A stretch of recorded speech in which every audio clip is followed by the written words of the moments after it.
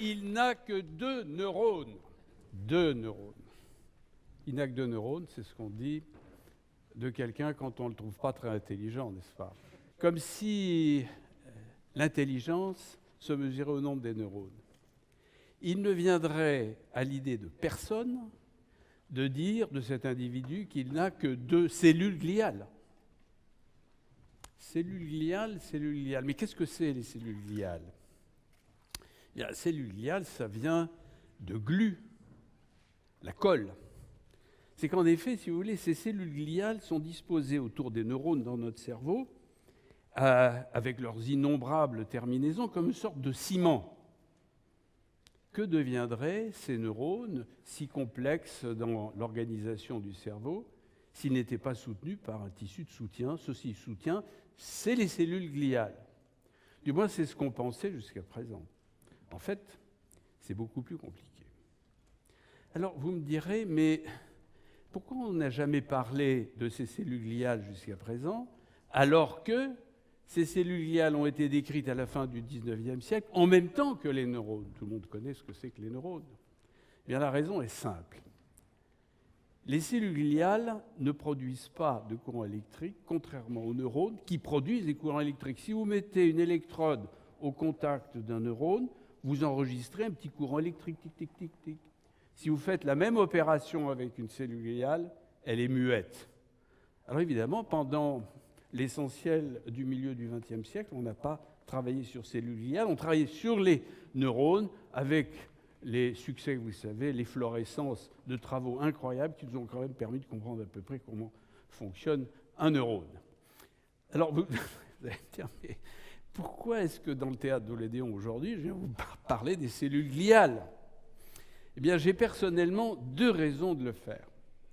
La première, c'est que les cellules gliales sont plus nombreuses dans le cerveau que les neurones. On peut se demander à quoi elles servent, ces cellules gliales. Deuxième observation, si vous regardez au cours de l'évolution, qu'est-ce que vous voyez? Vous voyez que plus on a de cellules gliales, plus on est intelligent.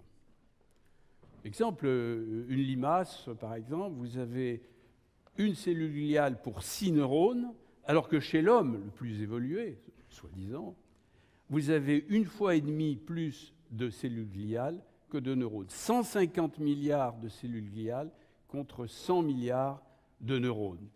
Alors, ceci nous amène à faire l'hypothèse tout de même que ces cellules gliales jouent un rôle dans notre intelligence, n'est-ce pas?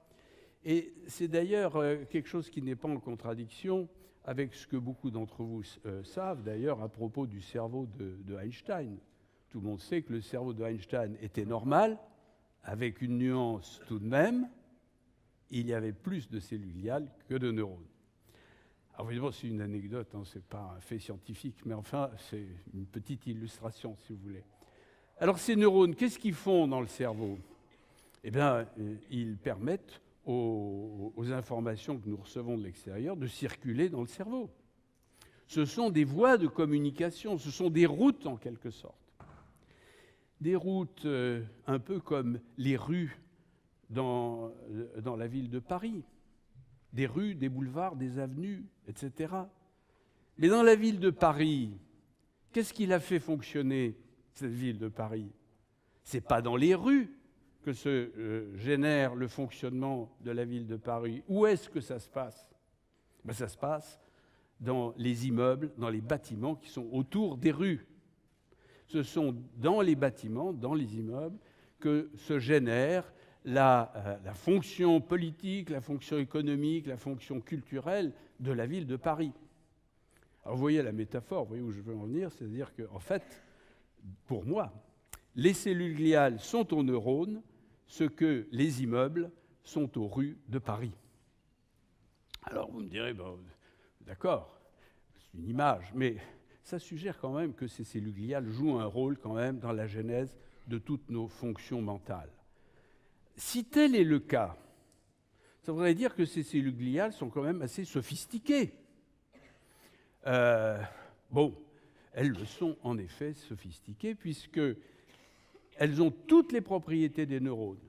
Vous savez, par exemple, ça sécrète des neurotransmetteurs, les neurones. Mais en plus, elles ont une propriété tout à fait exceptionnelle, qui est celle d'intégrer et de synchroniser dans le temps toutes les informations qui sont apportées par les neurones. Vous voyez bien que dans votre cerveau, vous recevez en permanence des myriades et des myriades d'informations. Comment est-ce que les neurones arrivent à aboutir à un comportement extrêmement précis et aussi adapté, du moins je l'espère, que mon comportement en train de m'exprimer devant vous? Eh bien, c'est grâce aux cellules gliales, au moins en partie. Alors, ces cellules gliales jouent un rôle dans la physiologie du cerveau, vous l'avez bien compris, mais en plus, leur dysfonctionnement est impliqué dans une quantité de maladies du système nerveux. Maladies neurodégénératives, Alzheimer, Parkinson, épilepsie, accidents vasculaires cérébraux, coma, et même dans certaines affections psychiatriques, comme la dépression par exemple. Alors vous voyez que ces cellules gliales jouent un rôle quand même très important.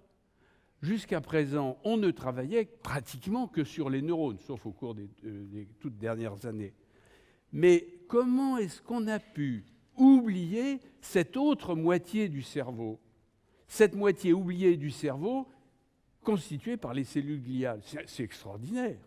Alors vous imaginez le champ d'investigation qui est proposé aux chercheurs pour l'avenir, extraordinaire. En travaillant sur les neurones, mais aussi sur les cellules gliales, on va, j'espère, mieux comprendre le fonctionnement du cerveau, mieux comprendre comment il dysfonctionne en cas de pathologie nerveuse, et on va, j'espère surtout, trouver des moyens thérapeutiques nouveaux pour venir à bout notamment de ces maladies neuropsychiatriques dont vous savez qu'elles sont souvent sévères et source de handicap.